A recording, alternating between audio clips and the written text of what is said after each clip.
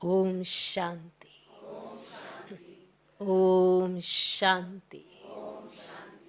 आज की तारीख है 31 मई 2023। साकार महावाक्य। बाबा कहते, मीठे बच्चे, तुम्हारे पर माया का पूरा पहरा है, इसलिए जरा भी गफलत ना करो। तुम्हारे पर माया का पूरा पहरा है, माना पूरी नजर है आपके ऊपर कि कब आप गलती करें तो वो आपको पकड़ ले। तुम्हारे पर माया का पूरा पहरा है, इसलिए जरा भी गफलत ना करो। देही अभिमानी रहने की मेहनत करते रहो। देही अभिमानी बनने की मेहनत करते रहो,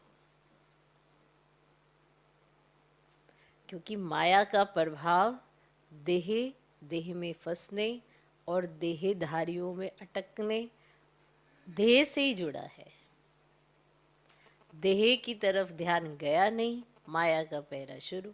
माया का टेंशन आपके ऊपर ही रहता है कि कहाँ ये इनकी बुद्धि बाप से हटे, देही अभिमानी ये ना बने और मैं अपना कार्य करूं। तो कोई भी चीज़ असर तभी करती है ना जब हम उसे मौका देते हैं। इसीलिए कहा गफलत ना करो, है ना, गलती ना करो, बार बार देह में ना फंसो, क्योंकि देह से माया जुड़ी है। और देही अभिमानी स्थिति से बाप की याद से बाबा ने कहा कि तुम्हारे पर माया का पूरा पहरा है, इसलिए जरा भी गफलत ना करो, देही अभिमानी रहने की मेहनत करते रहो। आज का प्रश्न, बाप के पास कौन सा भंडारा सदा भरपूर है? बाप के पास कौन सा भंडारा सदा भरपूर है? उस भंडारे से स्वयं को भरपूर करने का साधन क्या है ना? बाबा के पास तो भंडारा भरपूर है, पर उस भंडारे से स्वयं को भरपूर करने का साधन क्या है? बाप के पास कौन सा भंडारा भरपूर है? उस भंडारे से स्वयं को भरपूर करने का साधन क्या है? उत्तर, बाप के पास पवित्रता, सुख, शांति का भंडारा सदा ही भरपूर है। पवित्रता, सुख, शांति का भंडारा सदा ही भरपूर है। स्थायी सुख व शांति चाहिए तो जंगल में भटकने की जरूरत नहीं है।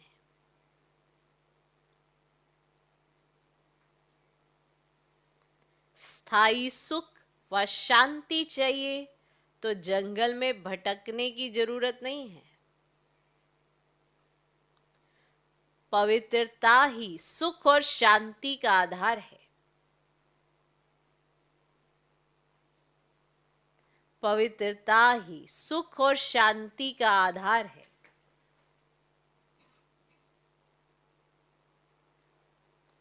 पवित्र बनो तो तुम्हारे सब भंडारे भरपूर हो जाएंगे। पवित्र बनो तो तुम्हारे सब भंडारे भरपूर हो जाएंगे। बाप आते ही हैं बच्चों को पवित्र बनाने।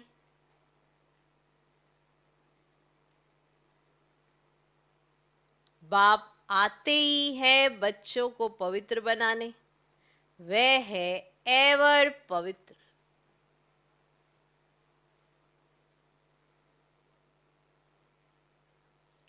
वह है एवर पवित्र। तो बाप के पास कौन सा भंडारा सदा भरपूर है? उस भंडारे से स्वयं को भरपूर करने का साधन क्या है? उत्तर, बाप के पास पवित्रता, सुख, शांति का भंडारा सदा ही भरपूर है। स्थायी सुख व शांति चाहिए तो जंगल में भटकने की जरूरत नहीं है। पवित्रता ही सुख और शांति का आधार है। पवित्र बनो तो तुम्हारे सब भंडारे भरपूर हो जाएंगे। बाप आते ही हैं बच्चों को पवित्र बनाने और वह है एवर पवित्र। आज का गीत है, ना वे हमसे जुदा होंगे, ना उल्फत दिल से निकलेगी। ओम शांति। ये बच्चों का ही गाया हुआ गीत बच्चे सुन रहे हैं। ये बच्चों की आत्माएं कहती हैं। अब बच्चों को देही अभिमानी बनना है, अर्थात अपने को आत्मा निश्चय करना है, ना कि परमात्मा। जैसे सन्यासी लोग कहते हैं आत्मा सो परमात्मा, इसे उल्टी गंगा कहा जाता है। अब आप समझाते हैं इतना समय तुम सब देह अभिमानी बनते आए हो, अब देही अभिमानी बनो। अब यह शिक्षा मिलती है वापस घर जाने के लिए। फिर सतयुग में तो है तुम्हारी प्रारब्ध। जब यहां तुम देही अभिमानी बनते हो और बाप की नॉलेज को ग्रहण करते हो, फिर जाकर ज्ञान की प्रारब्ध का पाठ बजाते हो। और वहां तो देह अभिमान व देही अभिमानी का प्रश्न ही नहीं है। इस समय तो मनुष्यों को पता ही नहीं है कि हम आत्मा हैं और हमारा बाप परमात्मा है। नहीं पता, बिल्कुल ही मूंझ गए। सन्यासियों ने कहा कि हम तुम सब परमात्मा है, जिधर देखता हूं तू ही तू है। इससे तो कुछ भी फायदा ही नहीं होता। वो लोग तो इसको भावना समझते हैं, परंतु सबकी भावना तो एक जैसी नहीं होती। एक ही घर में बाप बच्चे की भी भावना एक जैसी नहीं रहती। कहां कहां देखो बच्चे बाप को भी मार डालते, क्योंकि घोर अंधियारा है, सब पतित हैं। अभी तुम बच्चे स्वदर्शन चक्रधारी बने हो, बने हो। स्वदर्शन चक्रधारी बनने से ही तुम राजा रानी बनते हो। तो बाप बच्चों को बार बार कहते हैं देही अभिमानी बनो। ऐसे समझो मुझ आत्मा को परमात्मा बाप अपना परिचय देकर पढ़ा रहे हैं, हमारे संस्कार बदला रहे हैं। आत्मा ही संस्कार ले जाती है। अब शरीर तो खत्म हो जाता है। बाबा अभी हम आपके साथ ही योग लगाएंगे, ये हमारा वायदा कभी मिट नहीं सकता। भल पवित्रता पर अनेक प्रकार के विघ्न पड़ेंगे, बहुत कुछ सहन करना पड़ेगा। बच्चियां कहती हैं बाबा ये सितम सहन करूंगी।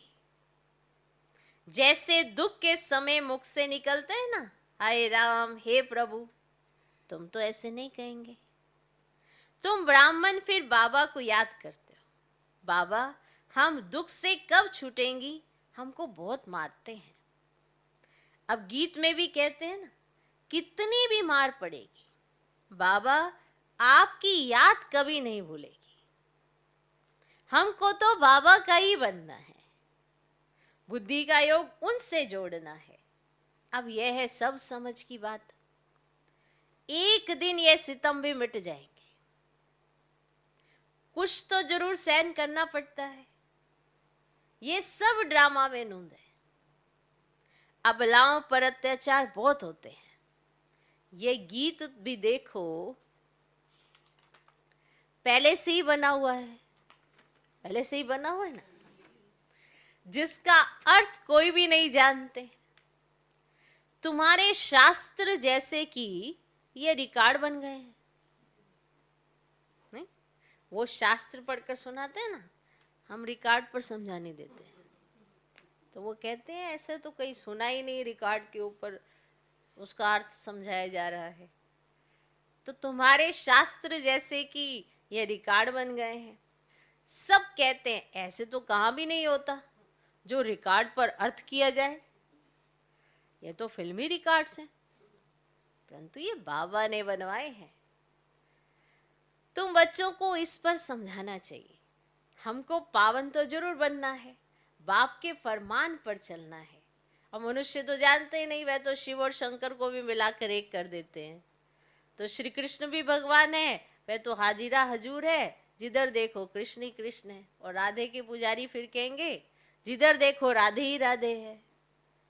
साईं बाबा के भक्त होंगे तो कहेंगे जिधर देखो साईं बाबा, कितना अंधियारा है ना। ये फिर भी होना ही है, बना बनाया ड्रामा है। तुम कहते हो इस ज्ञान यज्ञ से विनाश ज्वाला प्रज्वलित हुई है, तुम ऐसा कहते हो। तो कहते हैं तुम्हारे बाबा ने ऐसा यज्ञ रचा है जो विनाश करा देते हैं। हम कहते हैं शांति हो जाए और तुम फिर विनाश कराते हो। अब रुद्र ज्ञान यज्ञ नाम तो है ना। अब यज्ञ रचा जाता है ब्राह्मणों से। तुम ब्रह्मा कुमार कुमारियां ब्राह्मण ठहरे। हद का जो यज्ञ रचा जाता है वे सेठ लोग रचते हैं। उसमें रुद्र यज्ञ नामी ग्रामी है। वे उसमें ज्ञान का अक्षर नहीं लगाते हैं। और यह है रुद्र ज्ञान यज्ञ। रुद्र ज्ञान यज्ञ, उनको ज्ञान यज्ञ नहीं कहेंगे। बाबा ने समझाया ज्ञान से ही तुम्हारी सदगति होती है। और वहां माना सतयुग में इस ज्ञान की दरकार ही नहीं, तो वहां तो है ही सदगति, स्वर्ग। अब यह तो समझने की बात है ना। तो बाप बैठ ब्राह्मणों को ज्ञान देते हैं। अब दिखाते हैं रथ पर रथी बैठे थे। अब यह शरीर रथ है ना। हर एक रथ में रथी आत्मा है, इसमें भी इनकी आत्मा है। परंतु बाबा कहते मैं रथ का लोन लेता हूं। जैसे मकान लेते हैं तो धनी भी रहता है तो लेने वाले भी रहते हैं, दोनों रहते हैं ना। मकान मालिक और किराएदार दोनों रहते हैं, एक ही मकान में दोनों रहते हैं। तो यहाँ ये रथी बन बाबा आते हैं और कहते हैं मैं फिर से तुमको राजयोग सिखाता हूँ। ऐसे और कोई तो कह ही ना सके। तो ये सब पॉइंट्स ना समझाई जाती है धारणा करने के लिए। तो हमारा बाबा हमको स्वर्ग का मालिक बनाते हैं। तो कल्प कल्प संगम योगी। तो एक अक्षर की भी भूल करने से ना कितने अवतार कितने नाम लिख दिए, क्योंकि कल्प कल्प है ना, उन्होंने युग युग कर दिया। तो एक अक्षर की भूल होने से देखो कितने नाम हो गए, कितने अवतार हो गए। तो अभी बरोबर कल्प वृक्ष के नीचे तुम बैठे हो, राजयोग सीख रहे हो भविष्य में राजा रानी पद पाने के लिए।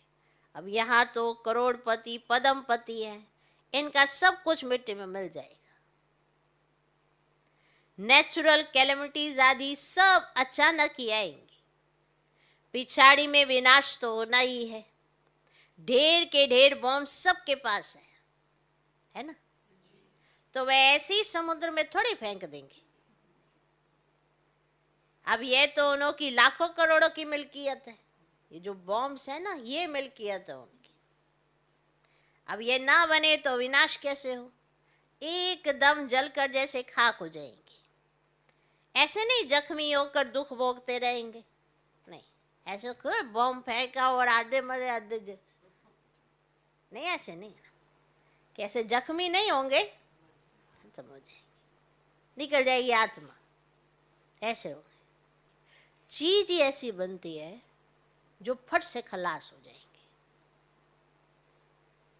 तो एक धर्म की स्थापना और अनेक धर्मों का विनाश, ये तो क्लियर है। और ब्रह्मा द्वारा स्वर्ग की स्थापना कर रहे हैं और स्वर्ग में रहने वालों को लायक बना रहे हैं। पवित्र बनने वालों के आगे सब नमन करते हैं। अब बाप भी कहते पवित्र बनो। अभी तुम्हारी आत्मा के पंख टूटे हुए हैं, तुम उड़ेंगे कैसे। जितना ज्ञान योग बल की धारणा करेंगे तो पंख आ जाएंगे। राजधानी लेना कोई मासी का घर नहीं है। मुख्य बात है अहम आत्मा और यह है मेरा शरीर। अहम आत्मा है ही शांत स्वरूप। अब शांति के लिए धक्का खाने की दरकार ही नहीं है। एक कहानी बताते हैं ना कि रानी के गले में हार पड़ा था लेकिन मैं बार में ढूंढ रही थी। तो तुम रानियां हो और शांति के लिए जंगलों में जाने की दरकार ही नहीं है। तो यहाँ तो है ही माया का राज्य, तो यहाँ शांति हो ही नहीं सकती। कोई कहते हमको फलाने से शांति मिली, परंतु वह तो है अल्पकाल काग विष्टा समान सुख अथवा शांति। हमको तो अविनाशी चाहिए ना, थोड़ी देर की थोड़ा चाहिए, हमको तो अविनाशी चाहिए ना। तुम बच्चों को चाहिए स्थायी शांति, पवित्रता से सुख शांति जितना चाहिए उतना लो। शिव बाबा का भंडारा है ना, जो एवर पवित्र है वही आकर सबको पावन बनाते हैं। सन्यासी तो समझते आत्मा निर्लेप है, बाकी शरीर पर पाप लगता है। तो अब तुम बच्चे जानते हो बाप है स्वर्ग की स्थापना करने वाला। यथार्थ रीति समझाने से समझेंगे कि बरोबर इन्हों को पढ़ाने वाला तो परम पिता परमात्मा है, जिसको ही पतित पावन सदगति दाता कहा जाता है। सभी को दुर्गति से सदगति में ले जाते हैं। सदगति तो बाप ही करेंगे ना, उनको कहा ही जाता है सदगति दाता, और दुर्गति दाता तो नहीं कहेंगे ना, पतित पावन कहेंगे। फिर पतित कौन बनाते हैं ये भी कोई नहीं जानते। तो बाप कहते तुम वाम मार्ग में गिरते हो तो रावण की प्रवेशता हो जाती है। मंदिरों में बड़े बड़े काले चित्र राधे कृष्ण के रखे हैं, काले काले, नाम ही रखा है श्याम सुंदर। और सतयुग में सुंदर था, फिर कलयुग में माया सर्प ने डस कर काला बना दिया।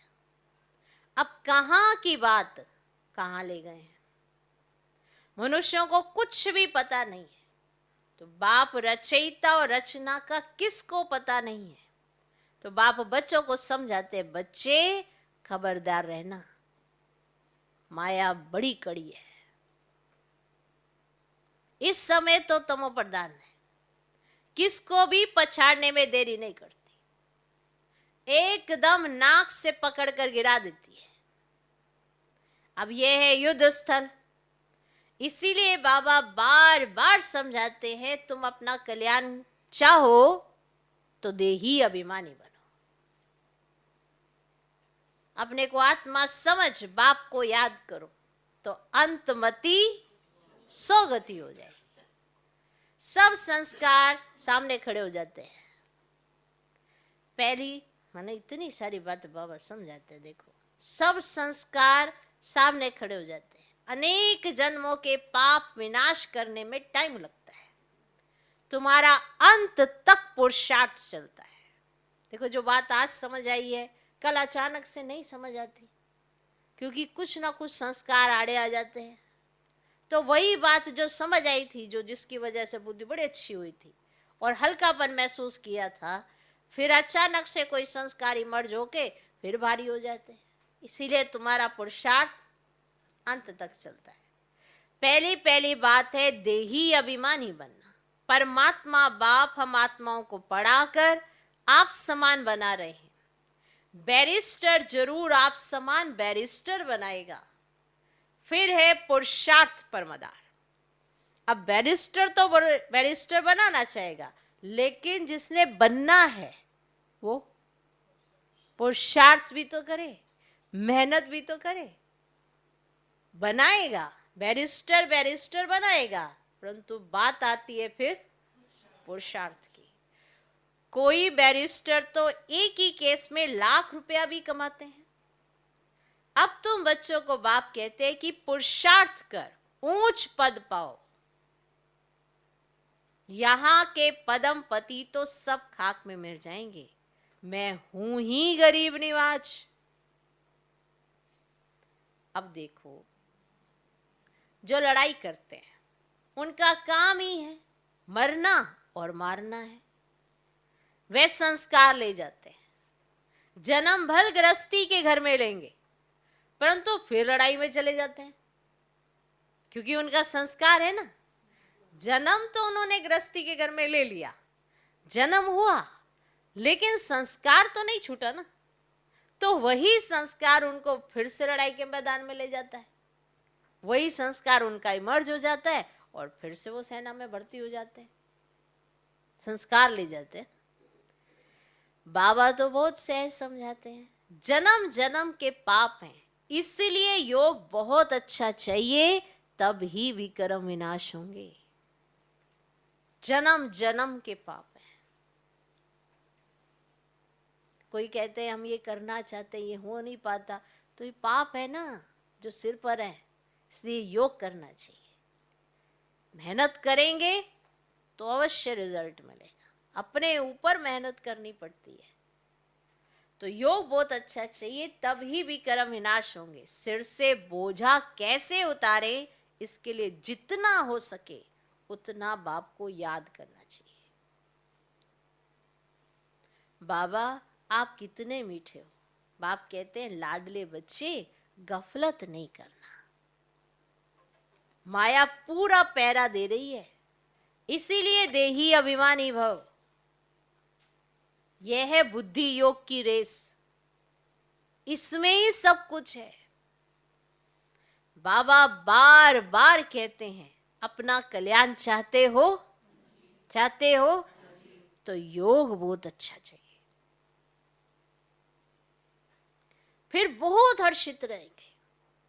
देखो खुश हर एक रहना चाहता है तो बोझा भी उतारना पड़ेगा, क्योंकि बोझे के साथ कोई खुश नहीं रह सकता। इसीलिए योग चाहिए, योग बहुत चाहिए, फिर बहुत हर्षित रहेंगे। हम ईश्वर की संतान हैं, हमको भविष्य के लिए बाप से वर्षा मिलता है। कलयुग में तो नहीं राज्य करेंगे, राज्य करना है सतयुग में। देही अभिमानी बनना बहुत बड़ी मंजिल है, ऐसे थोड़ी विश्व का मालिक बनेंगे। सितम भी बहुत सहन करने पड़ेंगे। कितनी बांधेली बच्चियां मार खाती हैं, आखिरी विजय तुम बच्चों की है ही है। तुम सिर्फ बाप की याद में रहो, आखिरी विजय तो तुम्हारी है ही। तुम सिर्फ बाप की याद में रहो, यह है योग बल। जो बाप तुम्हें एक ही बार सिखलाते हैं, जिससे तुम सारे विश्व का मालिक बनते हो, और तो कोई बन ना सके। सारे ड्रामा में सर्वश्रेष्ठ पार्ट लक्ष्मी नारायण का ही है।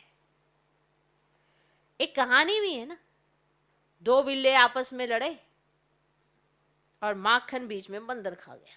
बिल्ले लड़ रहे थे और बीच में से माखन बंदर खा गया। श्री कृष्ण के मुख में माखन दिखाते, अब माखन की तो कोई बात ही नहीं। अब यह है स्वर्ग, इसमें सारी सृष्टि का माखन आ जाता है। अगर स्वर्ग के मालिक बन गए तो मिल गया ना माखन सारी सृष्टि का। तो यहां का माखन थोड़ा चाहिए, सारी सृष्टि का माखन चाहिए। बाप स्वर्ग का मालिक बनाते हैं, ऐसे बाप से तो कहां से भी भाग कर मिलना चाहिए। बाबा स्वर्ग का मालिक बनाने वाला अभी मिलता है, फिर नहीं मिलता है। तो ऐसे बाप से तो कहां से भी भागकर मिलना चाहिए। एक बार बाबा ने कहा था कि बाप से मिलने के लिए कुछ भी करना पड़े तो करो। कई कहते हैं नहीं ये युक्ति है, ये युक्ति है कि झूठ है।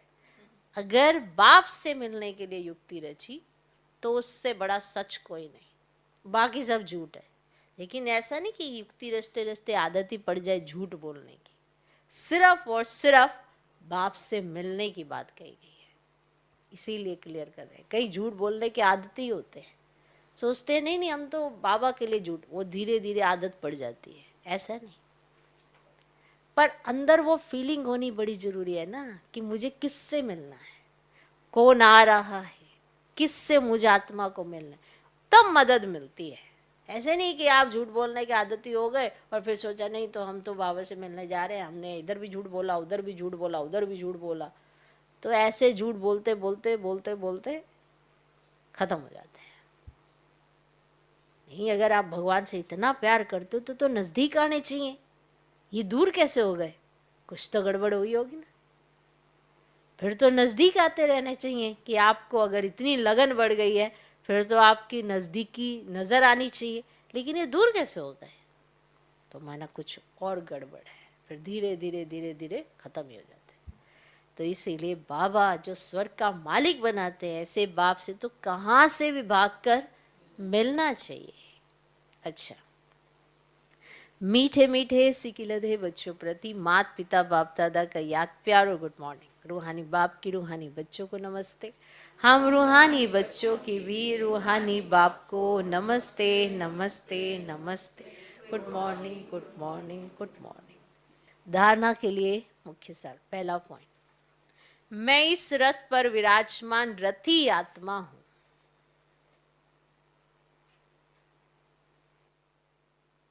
मैं इस रथ पर विराजमान रथी आत्मा हूं। यह अभ्यास करते पूरा पूरा देही अभिमानी बनना है। यह अभ्यास करते पूरा पूरा देही अभिमानी बनना है। बुद्धि योग की रेस करनी है।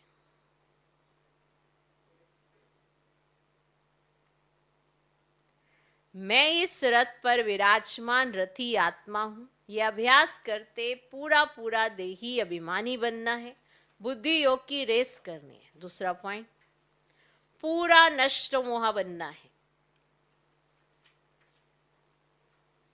पूरा नष्ट मोह बनना है। इस अंतिम जन्म में सितम सहन करते भी पावन जरूर बनना है।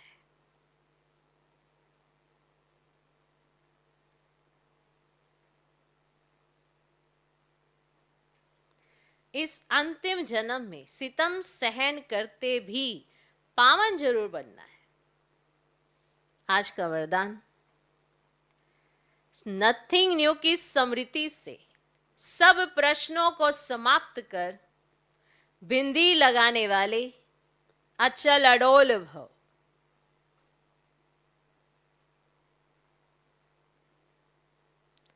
नथिंग न्यू की स्मृति से सब प्रश्नों को समाप्त कर बिंदी लगाने वाले अचल अडोल भव। कोई भी बात होती है तो आप बच्चों को ये ज्ञान है कि नथिंग न्यू, हर सीन अनेक बार रिपीट किया है। नथिंग न्यू की स्मृति से कभी भी हलचल में नहीं आ सकते, सदा ही अचल अडोल रहेंगे। कोई नई बात होती है तो आश्चर्य से निकलता है, ये क्या, ऐसे होता है क्या? लेकिन नथिंग न्यू तो क्या क्यों का क्वेश्चन ही नहीं, फुल स्टॉप आ जाता है। ऐसे हर दृश्य को देखते बिंदी लगाते चलो तो हाय हाय में भी वाह वाह के गीत गाते रहेंगे। आज का स्लोगन, सुखदाता बाप के सुख स्वरूप बच्चे बनकर रहो तो दुख की लहर आ नहीं सकती। सुखदाता बाप के सुख स्वरूप बच्चे बनकर रहो तो दुख की लहर आ नहीं सकती। बाबा सुखदाता, सुख देने वाला, सुख देगा वही जो सुख से भरपूर होगा। और हम है सुख स्वरूप, माना हमें दूसरों से नहीं, हमें देना आता है, कि दूसरों से नहीं सुख लेना, आपको अपने आप में सुख की अनुभूति हो रही है और आपको दूसरों को सुख देना आना चाहिए। इसीलिए सुख दाता है बाबा। तो अगर सुख दाता है बाबा तो आप है सुख स्वरूप। तो आप दुखी कैसे हो सकते हैं? दो ही चीजें रह सकती, या तो सुखी या दुखी। तो दुखी आप हो नहीं सकते क्योंकि सुखदाता के बच्चे हैं। तो सुख स्वरूप है, माना आपको दूसरों से सुख चाहिए नहीं, आपको देना आता है क्योंकि सुखदाता के बच्चे हैं। तो आप उस सुख का स्वरूप हैं। तो सुखदाता बाप के सुख स्वरूप बच्चे बनकर रहो तो दुख की लहर आ ही नहीं सकती। ओम शांति।